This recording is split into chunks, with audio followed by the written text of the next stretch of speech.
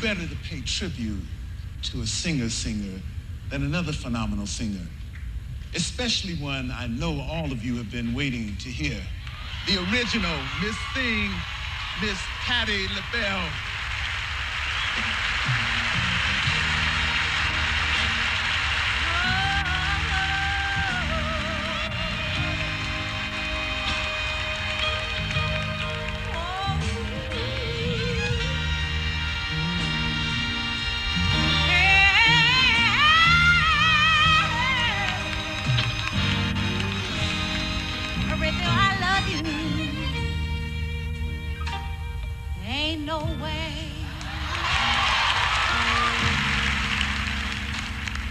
For me to love you, if you won't let me, it ain't no way for me to give you all you need.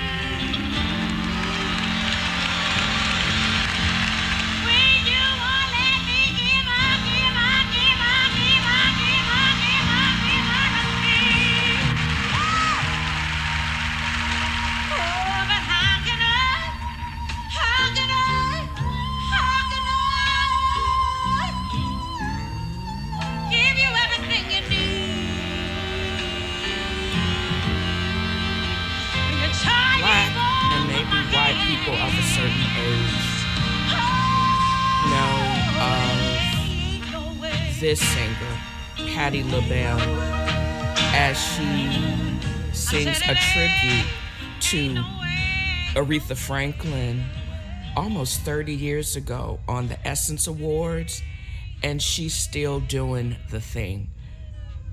I am going to start out this section of Black Excellence in part giving tribute to Patti Labelle just because she is everything.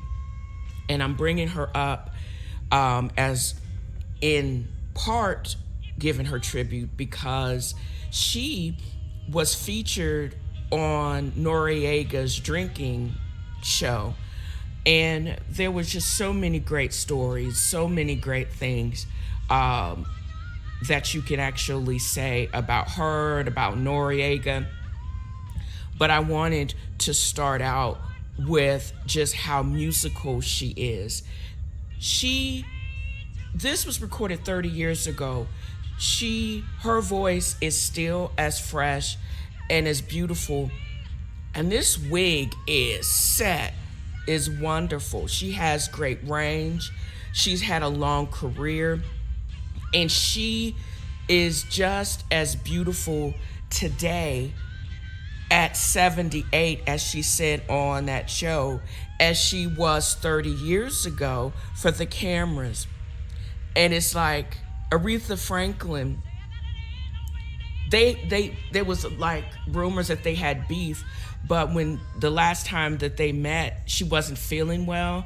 And they were supposed to actually do a recording not too long before she passed away. This is Aretha Franklin. And it was her stories are just so remarkable. She knew everyone from Elton John when he was just Reggie, Michael Jackson, probably the Jackson 5, Diana Ross, Luther Vandross. She has a story about all of these people, and Prince, and she's cooked for everybody. Through me watching this show, and I thought I wasn't going to be able to watch it because Drinking Champs with Nori, it's a 2 hour, the interview, it lasts almost 2 hours, and it's a rambling ride of just amazing stories. But one of the things that really struck me is how in awe Noriega and DJ EFN are with her, and I'm actually going to put this in the podcast notes. They say they give people their flowers on their face while you can see them. So there is a they give her like gold-plated roses.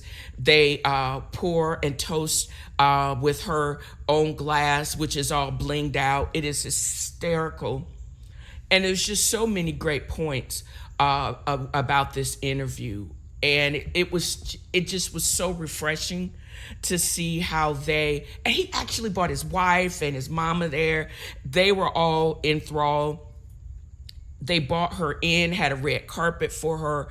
They basically, except for that power washer noise, the whole interview itself, it was absolutely very beautiful. And I'm so glad I got the opportunity to watch it. And I hope the whole interview is included in the podcast notes on my blog, but I'm going to actually play a few parts of it so you can enjoy and you can figure out just why you should watch this interview with Nori.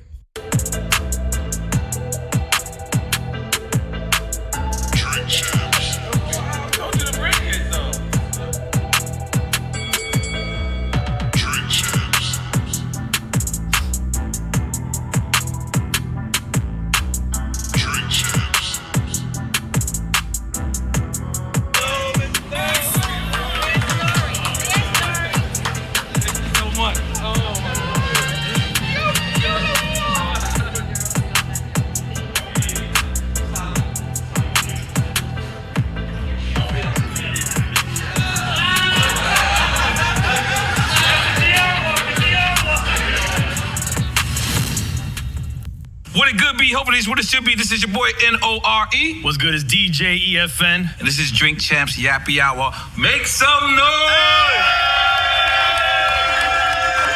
There's a special day.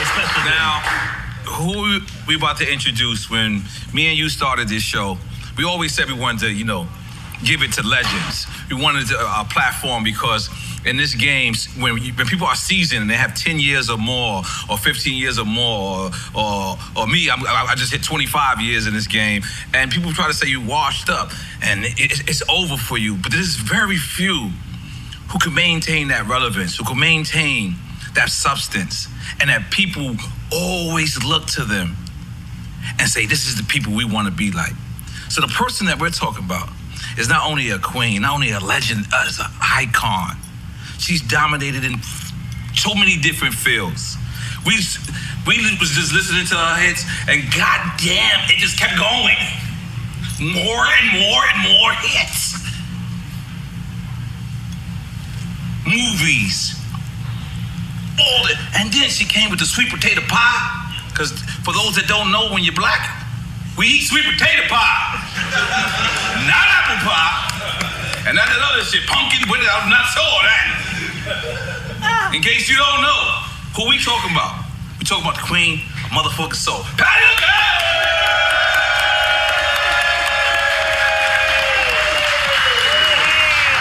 Oh, guys, thank you. Now, I've been studying you. I've been studying you, right? Go ahead. And I've been studying all your interviews. This is a very awkward question, but I need to start with this. Did you get rid of that flip phone? No, I have an Android. Oh, you upgraded. So you upgraded. But wait, it's still a flip. It's still a flip. Wait.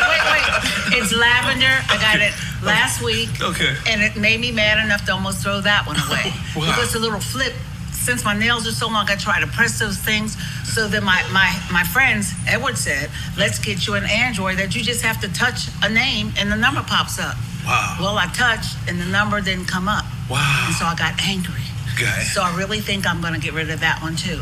I wanted to get a smartphone. Okay. But I can get in trouble because people can hear you if you're talking about them when it hangs up and you think you hung up or something like that. But my son, Mom, they want you to do that show. So I said, what show? He said, Drink Champs? Right. That's what it's called, Yes, right? yes. I said, who, me? Because I know all about you guys. That's No. crazy to me. And so I said, what I got to do, smoke reefer? I don't smoke reefer. I don't smoke cigarettes. I said, but I don't want them to stop doing what they do. I don't do shots. I don't do nothing. But I said, I'm honored. And then you had a red carpet for me when I got out of your beautiful car. Yes. And, I mean, you're treating me like a queen. And I'm saying, I am not hip-hop, Right. but I am. Yeah, of I'm course not you are. this, but I am. Yes. I'm how old am I? 78, Right. and I am. Right. So I'm every woman, I'm everything, but to be here, I'm Right. honored. Oh, Let me say, And this is why I am giving her, this is like the Black excellence and good Black news, because this was a celebration of just Black excellence, this whole interview. And this is how the entire interview went, from great stories about Luther Vandross boosting clothes. They actually drank her wine. She actually has a line of her own wine getting ready to come out. I'm getting ready to go online to see where I can purchase her macaroni and cheese, her sweet potato pie, her cornbread. I'm just excited about everything that's coming down the line, and celebrating her and supporting all of her great works in food. So big ups to Patti Labelle, and also to Noriega and DJ EFN.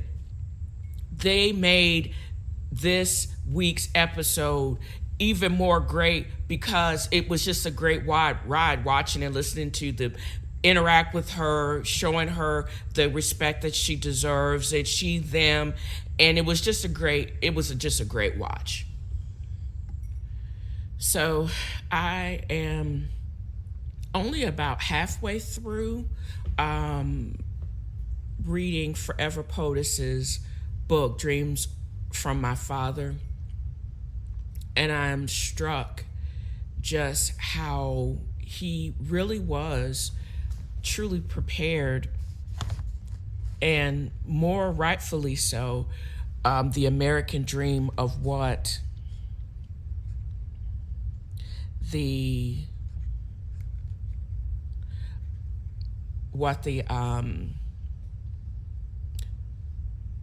preparation for becoming president. I think he did it more so better than anyone. I can't speak for myself. I don't think I'm built, especially at my age, I'm not really built for public service. People get on my nerves too much because I'm not going to understand why you won't do right. I'm not going to understand keep pushing and working. I'm at the part now where he arrives as a political organizer in Chicago, and it's right at the time where Mayor Harrell becomes the first Black mayor of Chicago, and it's super empowering, and just like his presidency represented, he was basically the new black messiah for Chicago at that time, to right the wrongs of racism and put our people back on the map. But he ran into the great giant wall of white supremacy, and I think he was not allowed, or they would not allow him to do what needed to be done to level the playing field and bring prosperity back to Chicago. Chicago at the time was suffering from corruption and truly white supremacy. The white people had fled from areas now from the South Side and beyond. Now they've become very gentrified, where years of redlining had turned massive sections of the entire city to shanties and slums. And they were responsible for that. The people of the political regime of the Daley years were responsible for that. But that's the Chicago that Barack Obama first got. And before I get into that, I wanted to also just go back for a moment to other people of Black excellence. I probably will put the YouTube link in my pod notes, but LL is getting ready to organize Rock the Bells Festival in New York. I don't know if it's going to be later on this month, but he actually has been in the game since he was like 14, 15 years old. Ladies love Cool James. He's still in that little I don't understand why he was in that old tight shirt with the logos on it. And he's my age and still looking fly, but he's like grandpa material now. So he's like the old uncle in the club. Also, I wanted to celebrate Andrew Young. He was recently on the CBS Mornings show, and he has a new book that he put out with his daughter. Just like Jesse Owens, it seems that he had an interaction with Jesse Owens that basically would change his life and would become the substance of this young adult book that he actually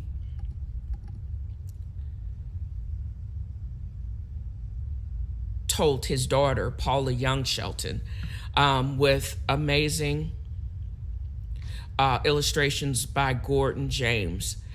This is a book I think all of us should actually pick up on. And also, if you navigate to my Far From Beale Street bookshop, you'll find not only this, but he's actually had several books that he has written as well and co-written, as well as books written about him, because he was the first, before there was, and maybe because of him, it was Akeisha Bottoms. You know, because of him, there was a Stacey Abrams. He was the first and largely responsible for the revitalization of Atlanta, as well as he marched with Martin Luther King. He tells of many tales and the history of the Civil Rights Union. And also as his time as an ambassador, which I've completely forgotten. I'm sure all of them are marvelously written and witty. Even in his advanced age, he's still a pistol. You ain't gonna talk crazy to him. That's what I picked up on. He was on CBS Mornings this week. And I was just admiring him. And he is rounder and softer, but his mind is still sharp and he's still hopeful for us. And that's why I wanted to give him, not only add the additions to my bookshop, which I think you should check out, but also just that he's still around and still doing the thing. It's just amazing. I remember distinctly before he even got sick, seeing Representative John Lewis in the airport years ago, and he was shorter than I thought, but he still had a fierceness and a force around him. And I remember him dancing before his cancer diagnosis and just having a great old time. And that's who Andrew Young reminds me of. And if I've learned anything, I will give people their props while they're alive and their flowers while they can enjoy them. Even though Noriega's show, Drinking with Champs, can be slightly crass, but I also think it's just a reminder of how you should treat yourself with respect, but also respect for others, and praising icons while they can actually hear the accolades. Because if they're dead, what's the point? You know what I mean? Now, getting back to Dreams of POTUS, recently I've been reflecting on and dealing with a lot of emotions surrounding my father's untimely death. Also, coming to terms with the fact that I'll never be able to reconcile what he did or didn't do, because he's not here to answer any questions. And I can't continue to blame him for things that are outside of his control, because he doesn't have the control because he's dead. I also have regrets because I didn't get to talk to him and get to know what were his dreams, or even if he had the words to be able to express what his dreams were. Our interactions were mostly fraught with fear and antagonism, but that's on me to deal with. I don't know if he could trust me or I could trust myself with my dreams, because I always learned that daydreamers don't win. You got to be practical.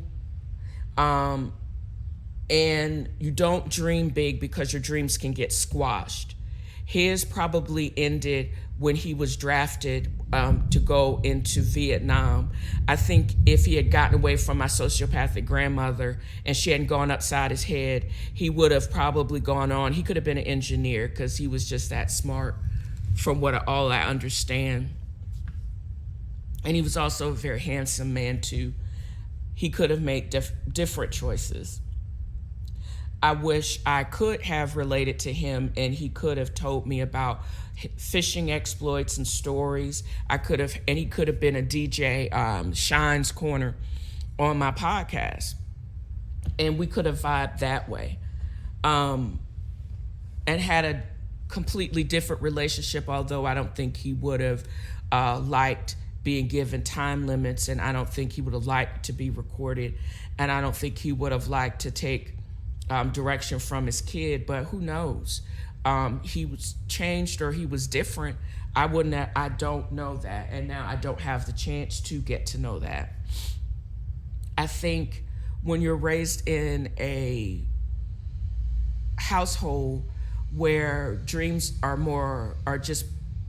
replaced by practical actions, you don't really know how to dream, or if you dream, you don't know how to really hustle to deal with your dreams being fraught, but you keep pushing and you don't give up. I don't think, because when you're raised in a household like that and you always have to guard yourself from being hurt so you don't dream, but when you do get your dreams, or your dreams start to come true, you're ill prepared for success and how to handle it. And then you don't really know how to deal with the pressure to continue to be successful, because you can be your own worst enemy, unfortunately. And I think as I reflect on those feelings, and then I hear stories, because I'm listening to the Audible version of Dreams from My Father, how can you still be a motivator to other people and also to yourself? And it comes from a varied experience, because President Obama was allowed cross-section of the world, from Hawaii to Indonesia, to working in the contaminated Black and poor neighborhoods on Lake Superior or Lake Michigan. He was his own and everyone's best supporter.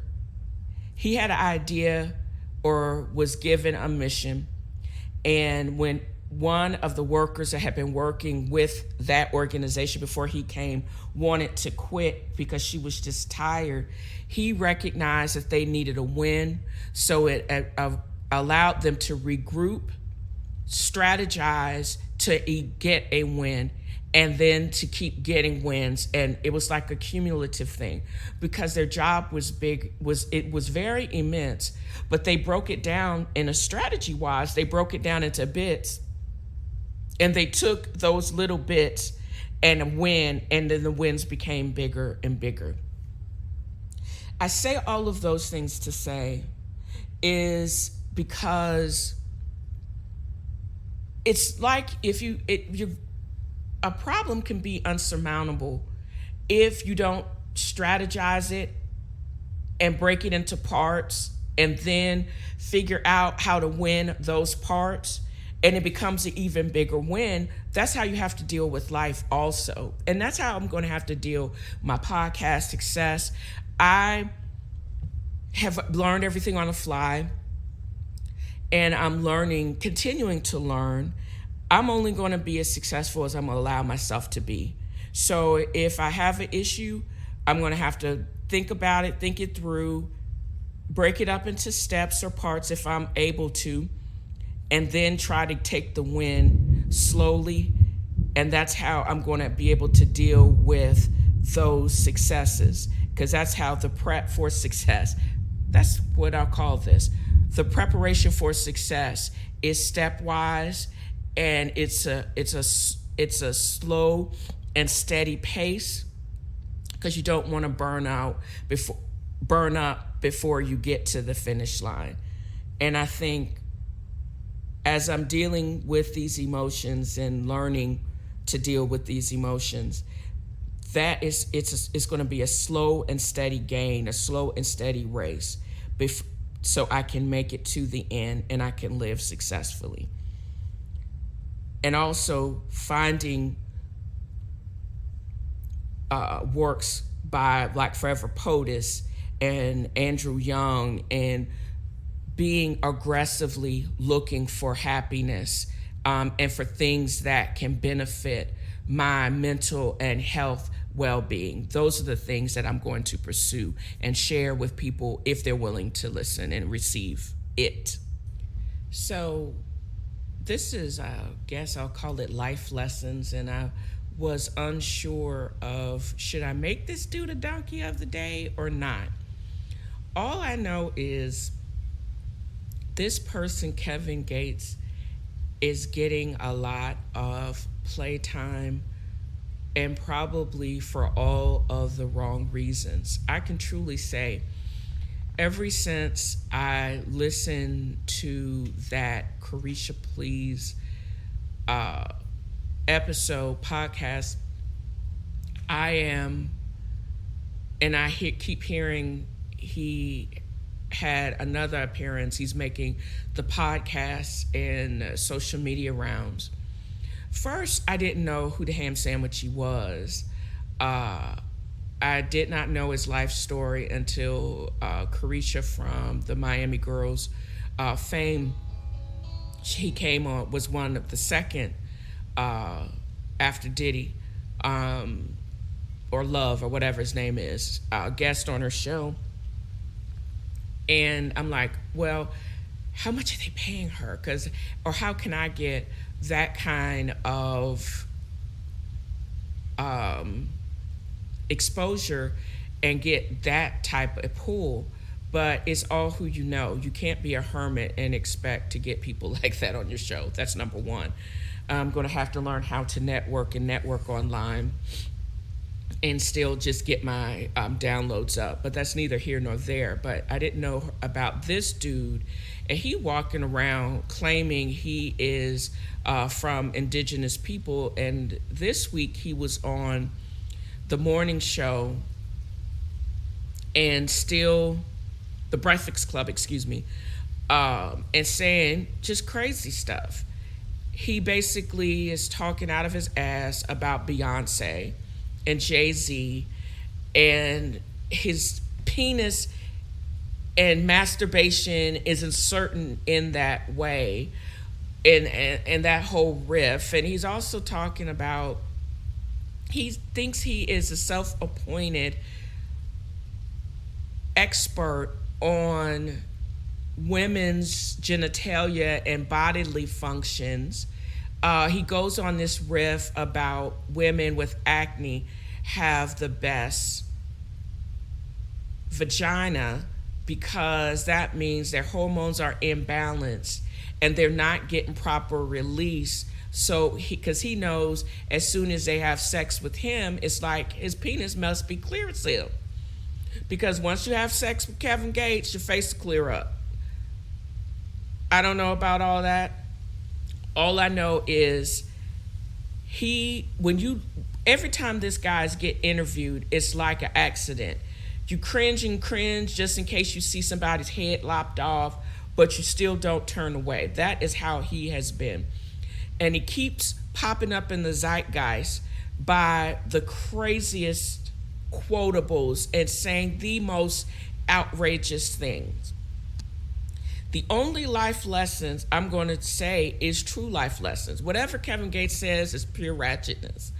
A life lesson is making sure you do the psychological work to be not vulnerable and to be in a better place and not turn to drugs. But if you have to be on some psychiatric medication, make sure you got a good doctor that's managing that shit. That's number one. Number two, no one wants to die, but you don't want to have to leave your family in a lot of problems because if they don't have a will or a medical power of attorney, you want them to not have to go through a whole bunch of rigmarole, going to court, probate, paying tax, and all of these things if you don't have those things in place. Make sure your shit is sure, and make sure that you are on your game and get it so, and don't just leave it to fate after your death and get those things straight. Make sure your things are truly in order and all the right people know and have copies of all of your papers, etc., so you don't have to leave it to your family to recreate your estate. And that's all I got to say about that. Those are life lessons. The nonsense that the Kevin Samuels and the Kevin Gates say is pure ratchetness. So I thought I was going to absolutely get by without having to appoint or say who the donkey of the day is, but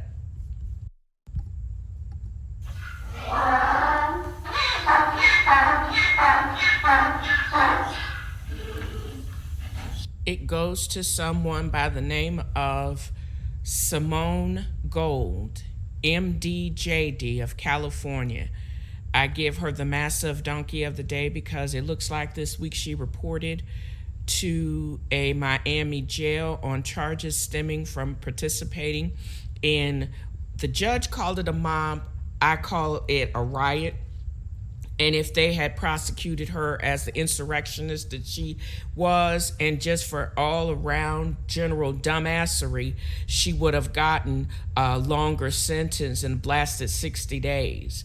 But she has her supporters, and they only inactivated her license because if they had prosecuted her as a true rioter and an insurrectionist, it would have been a felon, and she would have been automatically suspended or subject to disciplinary action by the Medical Board of California. But no, she was a mob, and they got her for trespassing because she took a plea. I'm sure they took those felons, all the felonies actually off the table, and she's just going to serve her 60 days. But her whole group are vaccine COVID deniers, and they're using unproven. These people go to medical school here and are still trying to find companies that support unproven ivermectin and whatever else and witch oil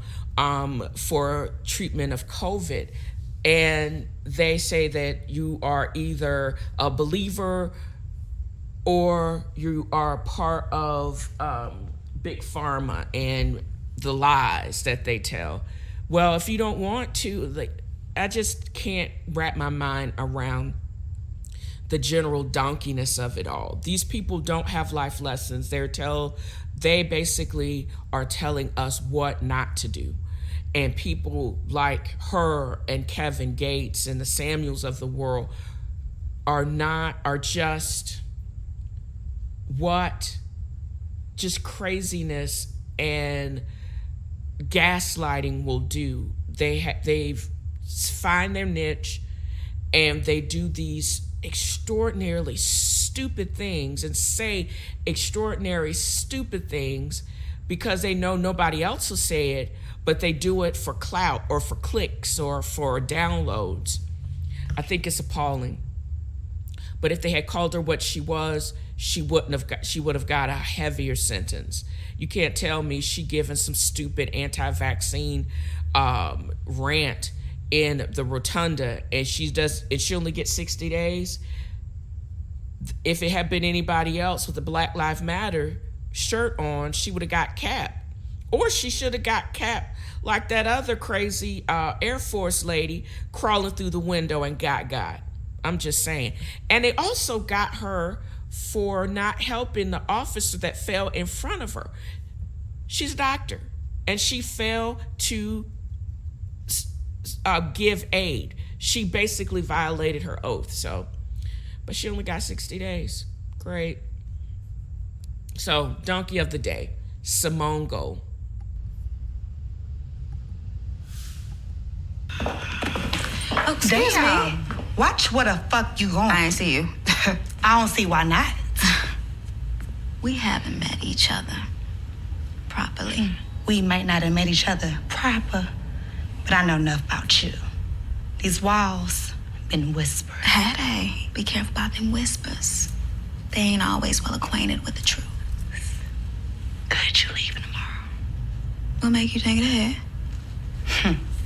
These walls got ears, mouths too.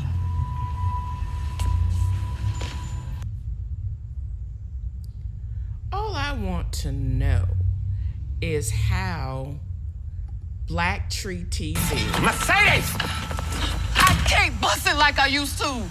I'm way past retirement. I should have been out this whole 5 fucking years ago. God damn it. Hey. 24.5 heifer. Fuck your rules, Uncle Clifford. I need to hear the truth. Keisha better than me, ain't she? Mercedes, ever since I was a youngin', I thought I'd find me a castle with a tall tower. I locked myself up in it and throw away the key. This place has been that castle for me. But even castles crumble, especially if they made out of sand. Sometimes you just gonna have to learn how to dream new dreams. Seem like you're talking to yourself.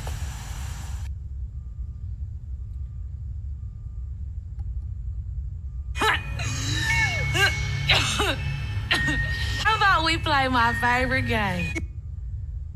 What Mercedes! and why is it that this, as I was saying, the Black the Black Tree TV, which I subscribe to on YouTube, and I have both of these clips will be included in the notes. I just realized I really have not been reviewing P-Valley that much in my previous episodes. It's been kind of hit or miss. There is an entire fan podcast dedicated to breaking down P-Valley.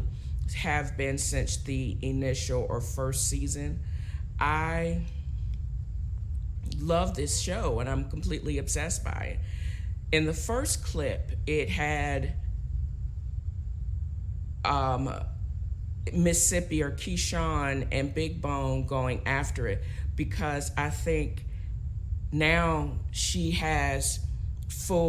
Big Bone has full view of the Black Barbie.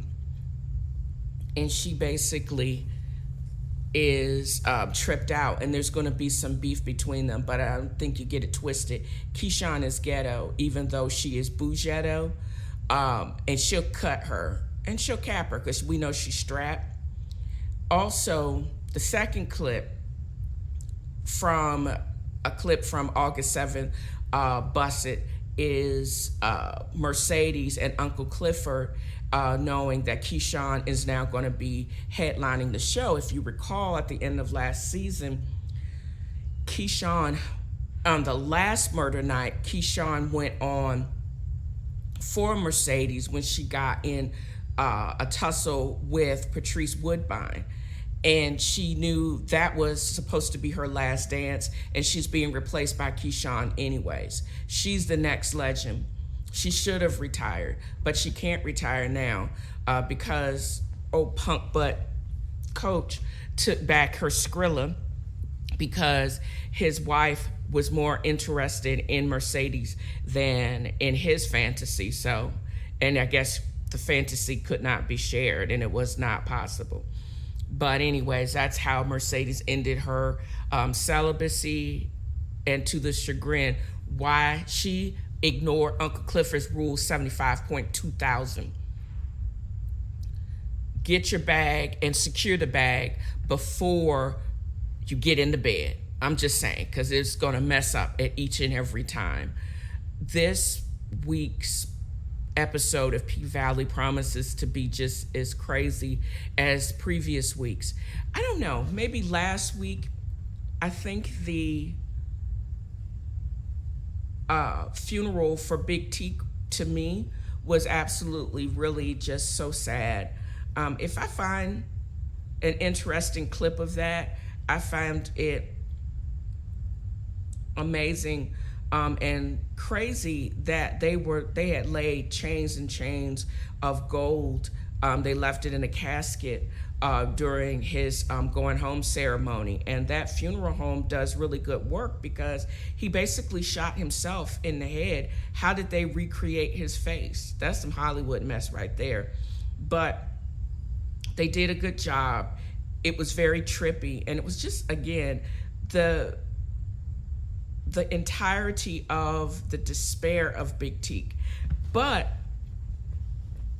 Wodie's work, and also Rico got.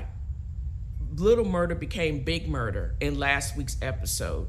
Now this next little murder night, I think it's going to be all out warfare, and Maine may get got. I'm not sure what's going to happen to Mercedes, but it's always like the Wild Wild West or the OK Corral at the Pink, intentionally or unintentionally. I don't know, and I haven't heard anything on like Vulture or whatever if Big Bone is going to last throughout the season. I would prefer to see Mercedes with Diamond or versus Richie Not Rich. But I think Richie Rich's term as Keyshawn's husband is getting ready to wrap up. And I'm not sure about Loretta Devine's character, Miss Ernestine. I think she's also going to be a tragic victim of the coronavirus, unfortunately. But this show on so many levels represents a microcosm of society that's often ignored, but it's just made and represented so differently in this series. And I'm grateful and happy that I'm along for the ride. So enjoy the clips and definitely hit me up about how you thought previous episodes were, as well as the upcoming episode, because it's about to be a bumpy ride. It's Tequila Tuesday, my doggy dog. It's Tequila Tuesday, my doggy dog. It's Tequila Tuesday. It's Tequila Tuesday. It's Tequila Tuesday, my doggy dog. Guess what I'm doing, y'all? I'm sitting here watching Star Trek Strange New Worlds, and I'm wondering why it took me so long to get to this point to watch this show. But also, now I get why it got so many Emmy nominations. I am now, what episode is this on? I am on episode 4, Memento Mori.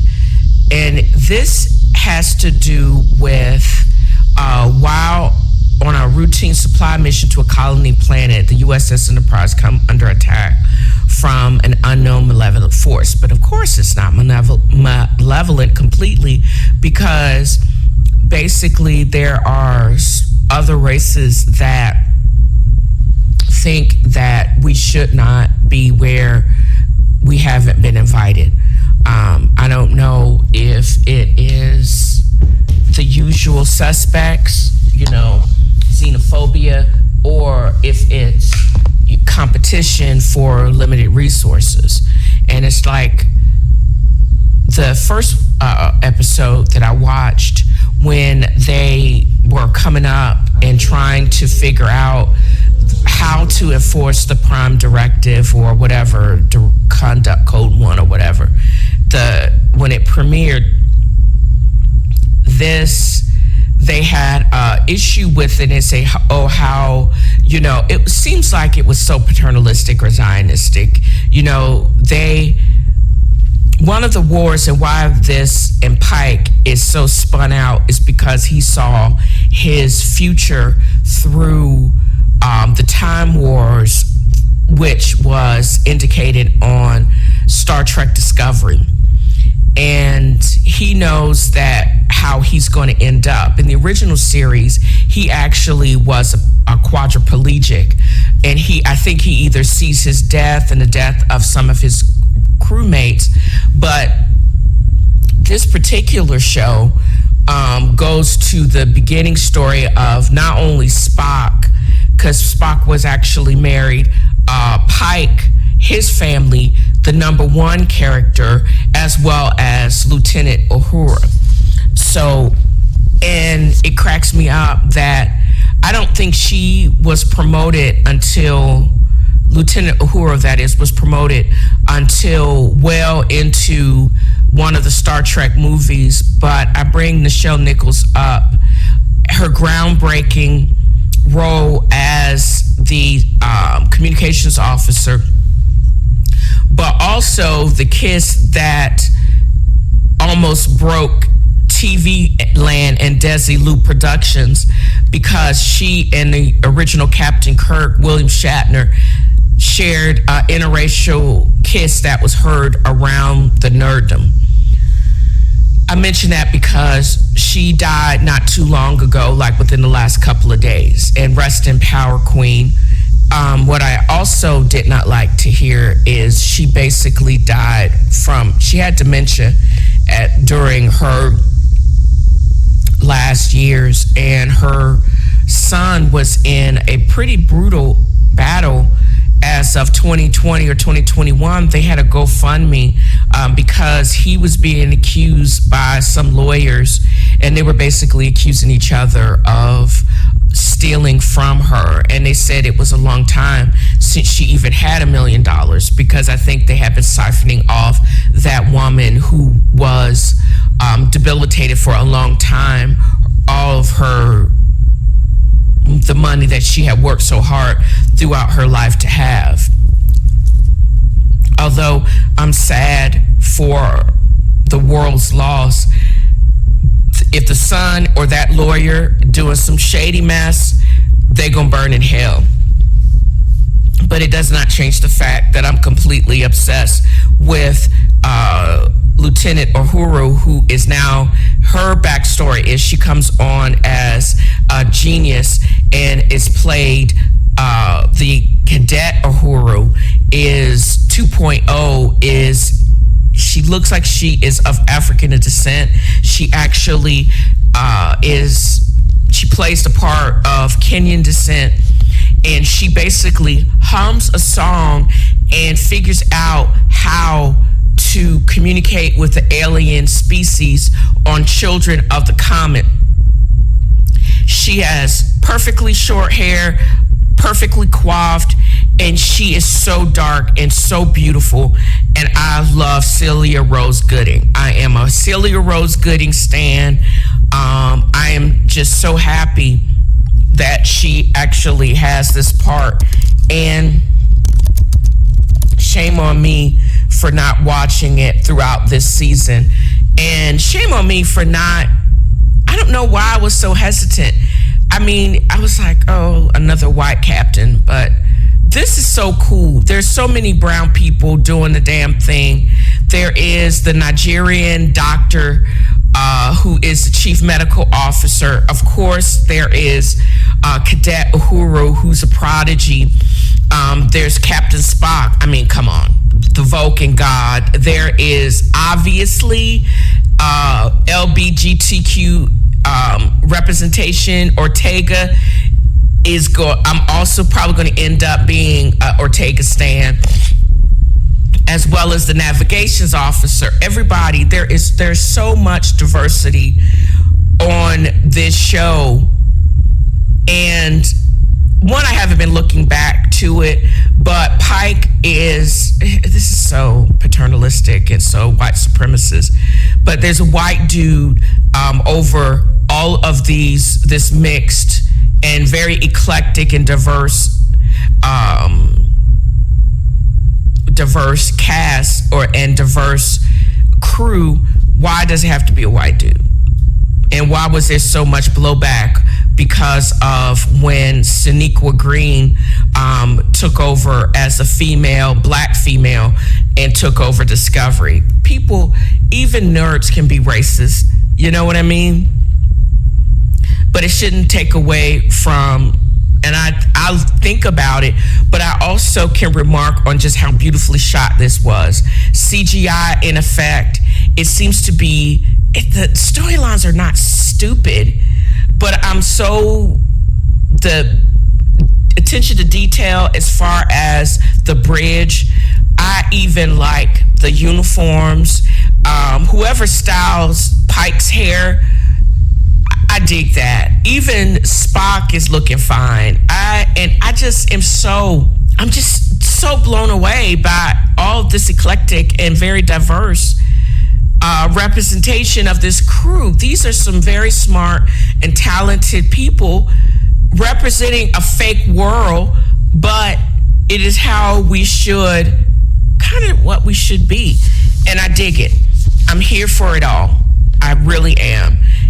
And I hope you will enjoy watching this. I'm going to strongly suggest you watch it, and I'll probably offer up ongoing commentary, because it looks like they've already been nominated for Emmys, but this the finale wrapped July 7th. So over a month ago, and I'm just watching it. I'm basically binge watching it. I'll probably watch a couple of more episodes tonight because it's Tuesday night, and I'm on my second margarita, but maybe just one really large margarita, and it's Taco Tuesday, and I haven't taken any Pepsi. Shame on me, because this stuff is hot, but that's neither here nor there. I probably pace back in commentary, because Memento Mori and Spock Amok basically seems to be a guarantee that what I've enjoyed in the first 3 episodes are going to continue on into the 4th and the 5th episode. So I don't know if this would be considered ratchet or even respectable. I am just confused why it's coming now, and why do we have to relive any of this while in the public. This is something that clearly was some stuff that was done behind the scenes, or something that was going on behind the scenes that was made privy to, and dude got the taste slapped out of his mouth. So I'm going to play this part of this apology to you and skip the commentary. Didn't realize that moment. So I want to apologize to Chris's mother. I want to apologize to Chris's family, specifically Tony Rock. You know, we had a great relationship. You know, Tony Rock was my man. And this is probably irreparable. I spent the last 3 months replaying and understanding the nuances and the complexities of what happened in that moment. And I'm not going to try to unpack all of that right now, but I can say to all of you, there is no part of me that thinks that was the right way to behave in that moment. There's no part of me that thinks that's the optimal way to handle a feeling of disrespect or insults. After Jada rolled her eyes, did she tell you to do something? No. It's like, I made a choice on my own, from my own experiences, from my history with Chris. Jada had nothing to do with it. I'm sorry, babe. I say sorry to my kids and my family for the heat that I brought on all of us. To all my fellow nominees, this is a community. It's like I won because you voted for me. And it really breaks my heart to have stolen and tarnished your moment. I can still see Questlove's eyes. It happened on Questlove's award, and it's like I'm sorry really isn't sufficient. What would you say to the people who looked up to you before the slap, or people who expressed that you let them down? So there's two things. One, disappointing people is my central trauma. Okay, I'm going to let y'all watch the rest of that and come up with your own opinion. What I saw was a brother broken. I don't know if he was caught up. I don't know if he was high, but I do know that he did make a mistake. He did, since it appeared to be a sincere apology, but I don't know him nor Chris Rock more so than I know a man on the moon. So has this changed my opinion of Will Smith? No, because I don't know him. All I know him is from the movies that I've paid good money to watch. And if he does put out something that's worth watching, I'm probably going to go and see it. It's not going to change my opinion of him. But what I do and I can't understand or dislike is the people that are continuing to pile on. The Robbies and all these other people that say, we knew he was a trash human being from the jump. Some of this is coming up as sour grapes because they can't understand how he or his weird kids have so much fame. And a lot of it, I believe, has to do with white supremacy. Why can't you let this black family that is not the typical Cosby's, that really does, that are human and they are flawed and they've admitted to that, why won't you just leave them alone? They've admitted to their imperfections. Now, this whole slap and taste out the mouth was some gangster mess. But again, I don't know either one of these people. Don't know the families. I feel bad that Chris Rock's mama had to see this and she felt bad that she couldn't protect her kid, but she should have also told her son, stop talking trash about people because you can still get got no matter if you really aren't Pookie anymore. And the same thing, Will Smith is over 200 pounds and over 6 feet and still a boy from West Philly. Even though your brother took it like a G, you couldn't protect him either because you would have got to. So with that said, even though some street code gangster ghetto mess was enacted on the white stage, am I going to be all this because of black good vibes and politics? I don't care. They are all going to be fine. Both are extremely wealthy. Both are extremely talented. They're going to come back from this. If this was a beginning that Will Smith clawing his way back, he never left. He didn't really fall that far from grace, especially from people like me, because I don't care. Again, I don't know him. He's rich. He's going to be fine. If he never worked a day again, because he didn't get locked up for this BS, he is going to be fine. I'm sure he's going to be fine. He, Westworld, those weird kids, they are going to be just fine.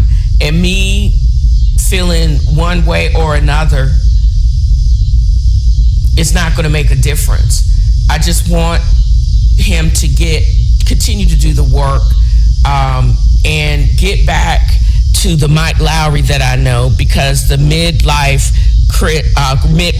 Will that I see in this video, although his eyes were not as sad and hurt like I did see previously, when they discussed Jada's affair, but according to this Robbie chick, he's had affairs too, and they've come back from that. So why y'all? None of us thought. I didn't think they were all saints, because they owned up to their mess. So why y'all all up in arms and making a mountain out of a molehill? You trash talkers need to go sit down somewhere. Other people that are trying to pile on the Amy Schumers and the Jim Carreys of the world, all of y'all just need to go take many seats, because none of us care. And also, it's okay if Chris Rock never talks to him and don't accept his apology, because that was some international embarrassment too. Because I honestly and truly believe he told you, keep my mouth and my family's out your mouth. He didn't think he was going to do it, especially didn't think he was going to do it Oscar night. And that was some gangster West Philly, Brooklyn, and versus Brooklyn thing. He got his head blown back, got the taste smacked out of his mouth, but it sounds like that West Philly Negro told him to stop it. He didn't, and he got. I bet he won't say that mess again.